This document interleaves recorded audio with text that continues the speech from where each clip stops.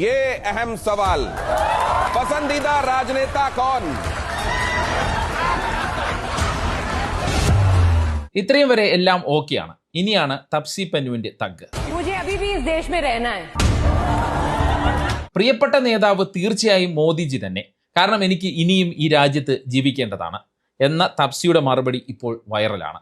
മോദിജിക്കെതിരെയുള്ള BJPക്കെതിരെയുള്ള രൂക്ഷമായ പരിഹാസമാണ് മോദിയെ പ്രിയപ്പെട്ട നേതാവായി തെരഞ്ഞെടുത്തതിലൂടെ അതിനുശേഷം പറഞ്ഞ തഗ്ഗിലൂടെ തപ്സി ചെയ്തിരിക്കുന്നത്.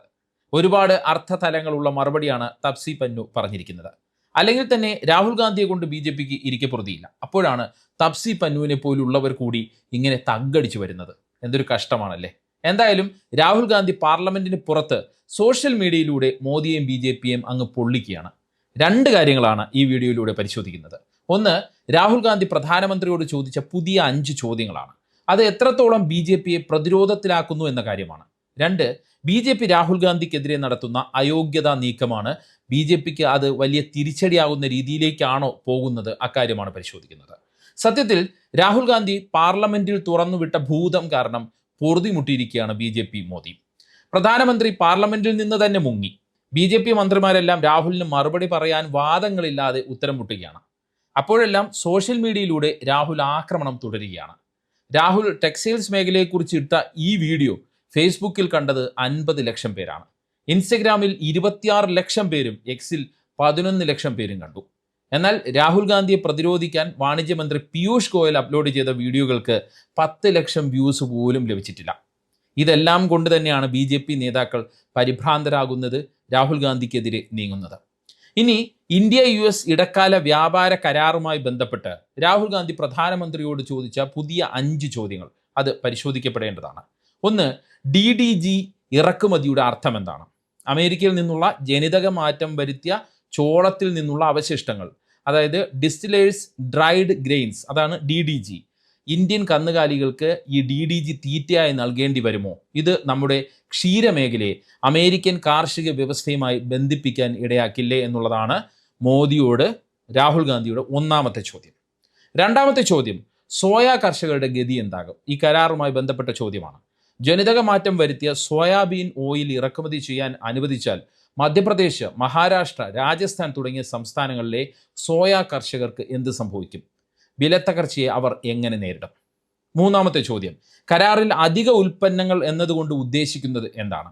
കരാറിൽ സൂചിപ്പിച്ചിരിക്കുന്ന ഈ ഉൽപ്പന്നങ്ങളിൽ പയറുവർഗ്ഗങ്ങളും ഉൾപ്പെടുമോ? ഭാവിയിൽ അമേരിക്കൻ ഉൽപ്പന്നങ്ങൾക്കായി നമ്മുടെ വിപണി തുറന്നു കൊടുക്കാൻ സമ്മർദ്ദമുണ്ടാകുമോ? നാലാമത്തെ രാഹുൽ ഗാന്ധിയുടെ ചോദ്യം, വ്യാപാരേതര തടസ്സങ്ങൾ നീക്കുന്നത് എങ്ങനെ ബാധിക്കും? ഇത് ജനിതക മാറ്റം വരുത്തിയ വിളകളോടുള്ള ഇന്ത്യയുടെ നിലപാട് മാറ്റാൻ കാരണമാകുമോ? താങ്ങുവില, സംഭരണം എന്നിവ ഇത് ദുർബലപ്പെടുത്തുമോ? അഞ്ചാമത്തെ ചോദ്യം, രാഹുൽ ഗാന്ധിയുടെ അഞ്ചാമത്തെ ചോദ്യം, ഭാവിയിലെ സുരക്ഷാ മാനദണ്ഡങ്ങൾ എന്താണ്? അതായത് കരാറുമായി ബന്ധപ്പെട്ട ചോദ്യമാണ്. കരാറിൽ പറഞ്ഞിരിക്കുന്ന ഭാവിയിലെ സുരക്ഷാ മാനദണ്ഡങ്ങൾ എന്താണ് എന്നുള്ളതാണ് രാഹുൽ ഗാന്ധി ചോദിക്കുന്നത്. ഒരിക്കൽ ഈ വാതിൽ തുറന്നാൽ ഓരോ വർഷവും കൂടുതൽ വിളകൾ കരാറിൽ ഉൾപ്പെടുന്നത് എങ്ങനെ തടയും? ഇതിനായി എന്ത് സുരക്ഷാ മുൻകരുതലുകളാണ് മോദി സ്വീകരിച്ചിട്ടുള്ളത് എന്നുള്ളതാണ് രാഹുൽ ഗാന്ധി ചോദിക്കുന്നത്. ഇങ്ങനെ 5 വളരെ പ്രസക്തമായ, ഇന്ത്യൻ കർഷകരെ സംബന്ധിച്ചിടത്തോളം നിർണായകമായ ചോദ്യങ്ങളാണ് രാഹുൽ ഗാന്ധി എക്സിലൂടെ പ്രധാനമന്ത്രിയോട് ചോദിച്ചിരിക്കുന്നത്. ഈ ചോദ്യങ്ങളും ഇപ്പോൾ വൈറലാണ്. മാത്രമല്ല കർഷക സംഘടനകളും മറ്റും ഈ ചോദ്യങ്ങൾ, രാഹുൽ ഗാന്ധിയുടെ ഈ 5 ചോദ്യങ്ങൾ ഏറ്റെടുത്തിരിക്കുകയാണ്. പക്ഷേ ഇതിനൊന്നും പ്രധാനമന്ത്രിയുടെ ഭാഗത്തു നിന്ന് ഉത്തരം കിട്ടുമെന്ന് ആരും വിചാരിക്കേണ്ട. അതങ്ങനെ തന്നെ പോകും. എന്നാലും ഈ ചോദ്യങ്ങൾ ഇന്ത്യൻ സമൂഹത്തിന് മുന്നിൽ, ഇന്ത്യൻ പൊതുസമൂഹത്തിന് മുന്നിൽ ഇങ്ങനെ നിൽക്കുകയാണ്. ഇങ്ങനെ രാഹുൽ ഗാന്ധി പാർലമെന്റിലും പുറത്തും BJP കുഴപ്പത്തിലാക്കുന്ന നടപടികളുമായി മുന്നോട്ട് പോകുമ്പോഴാണ് രാഹുൽ പേടിയിൽ BJPയുടെ അയോഗ്യതാ നീക്കം മറുഭാഗത്ത് നടക്കുന്നത്. രാഹുൽ ഗാന്ധിയുടെ ശല്യം എങ്ങനെയെങ്കിലും പാർലമെന്റിൽ അവസാനിപ്പിക്കാൻ കൊണ്ടുപിടിച്ച നീക്കമാണ് BJP കേന്ദ്രങ്ങൾ നടത്തുന്നത് എന്ന് തന്നെ പറയാം. അതായത് രാഹുലിൻ്റെ പാർലമെന്റിലെ ചോദ്യങ്ങൾ അത്രത്തോളം BJPയെ പ്രതിരോധത്തിലാക്കുന്നുണ്ട്. ഇപ്പോൾ പുറത്തുള്ള ചോദ്യങ്ങളും പ്രതിരോധത്തിലാക്കുന്നുണ്ട്. പക്ഷേ രാഹുലിനെതിരെ കൊണ്ടുവരുന്ന അയോഗ്യതാ പ്രമേയം BJPക്ക് തിരിച്ചടിയാകാനാണ് സാധ്യതയെന്നാണ് മുതിർന്ന പത്രപ്രവർത്തകരും രാഷ്ട്രീയ നിരീക്ഷകരും ഒക്കെ വിലയിരുത്തുന്നത്. മാത്രമല്ല BJPക്കുള്ളിലെ ഒരു വിഭാഗം ബുദ്ധി കേന്ദ്രങ്ങളും RSS വിഭാഗവും രാഹുലിനെതിരായ നീക്കങ്ങൾ വേണ്ട എന്ന നിലപാടാണ് സ്വീകരിക്കുന്നത് എന്നാണ് ചില പത്രങ്ങൾ റിപ്പോർട്ട് ചെയ്യുന്നത്. കാരണം അത് ഗുണത്തെക്കാൾ ഏറെ BJPക്ക് ദോഷം ചെയ്യുമെന്നാണ് അവരുടെ വാദം, അവരുടെ വിലയിരുത്തൽ. എന്തായാലും രാഹുൽ ഗാന്ധിയെ അയോഗ്യനാക്കാനുള്ള BJPയുടെ നീക്കം രാഷ്ട്രീയമായി അവർക്കെതിരെ തിരിയാൻ തന്നെയാണ് സാധ്യത. അതിന് അതിനുള്ള കാരണം 5 പ്രധാനപ്പെട്ട കാര്യങ്ങളാണ്. ഒന്നാമത്തേത്, രാഹുൽ ഗാന്ധിക്കെതിരെ അയോഗ്യത കൊണ്ടുവന്നാൽ അത് പ്രതിപക്ഷ ഐക്യം കൂടുതൽ ശക്തമാകാൻ കാരണമാകും. ചിതറിക്കിടക്കുന്ന പ്രതിപക്ഷ പാർട്ടികളെ ഒന്നിപ്പിക്കാൻ അത് കാരണമാകും. ഭരണകൂടം തങ്ങളെ വേട്ടയാടുന്നു എന്ന തോന്നൽ പ്രതിപക്ഷ നിരയിൽ ഐക്യമുണ്ടാക്കിയാൽ അത് BJPക്ക് വരുന്ന ബില്ലുകളിലും മറ്റുമൊക്കെ വലിയ തിരിച്ചടിയായി, വലിയ വെല്ലുവിളിയായി മാറുകയും ചെയ്യും. രണ്ടാമത്തേത്, രാഹുൽ ഗാന്ധിക്ക് രാജ്യമാകെ ഒരു രക്തസാക്ഷി പരിവേഷം കിട്ടുക തന്നെ ചെയ്യും എന്നുള്ളതാണ്. ഇത് വോട്ടർമാർക്കിടയിൽ, പ്രത്യേകിച്ച് യുവ വോട്ടർമാർക്കിടയിൽ രാഹുൽ ഗാന്ധിയോടുള്ള അനുഭാവം കൂട്ടുമെന്നും രാഷ്ട്രീയ നിരീക്ഷകർ വിലയിരുത്തുന്നു. രാഹുലിന് വലിയ ജനപിന്തുണ നേടിക്കൊടുക്കുമെന്നും ഇത് വരാനിരിക്കുന്ന തെരഞ്ഞെടുപ്പുകളിൽ BJPക്ക് തിരിച്ചടിയാകാനുള്ള സാധ്യത ഉണ്ടെന്നും BJPക്കുള്ളിലെ ഒരു വിഭാഗവും വാദിക്കുന്നു. അല്ലെങ്കിൽ തന്നെ യുവനിര ഉപയോഗിക്കുന്ന സോഷ്യൽ മീഡിയ ഹാൻഡിലുകളിൽ രാഹുൽ ഗാന്ധിയുടെ വീഡിയോകൾക്ക് വലിയ പിന്തുണയും കാഴ്ചക്കാരുമാണ് കിട്ടുന്നത്. നേരത്തെ ഞാൻ സൂചിപ്പിച്ച വീഡിയോകളൊക്കെ അതിന് ഉദാഹരണമാണ്. മൂന്നാമത്തേത്, ഇത് ആഗോളതലത്തിൽ ഇന്ത്യയുടെ പ്രതിച്ഛായയെ മോശമാക്കുന്ന കാര്യമാണ് എന്നുള്ളതാണ്. അതായത് രാഹുൽ ഗാന്ധിക്കെതിരെ BJP നടത്തുന്ന, ഒരു പ്രതിപക്ഷ നേതാവിനെതിരെ BJP ഇപ്പോൾ നടത്തുന്ന നീക്കം ആഗോളതലത്തിൽ ഇന്ത്യയുടെ പ്രതിച്ഛായ മോശമാക്കും.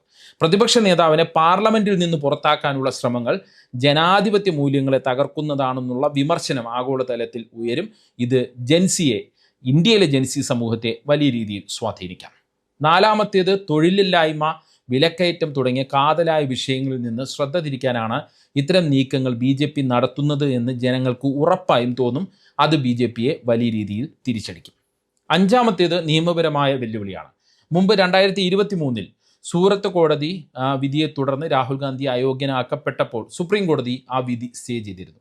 രാഹുൽ ഗാന്ധിക്ക് അന്ന് ഹീറോ പരിവേഷമാണ് ആ വിധി നൽകിയത്. സമാനമായി പുതിയ നീക്കങ്ങളും നിയമപരമായി നിലനിൽക്കില്ല എന്ന് കോടതി കണ്ടെത്തിയാൽ അത് BJPക്ക് വലിയ രാഷ്ട്രീയ തിരിച്ചടിയായി മാറും.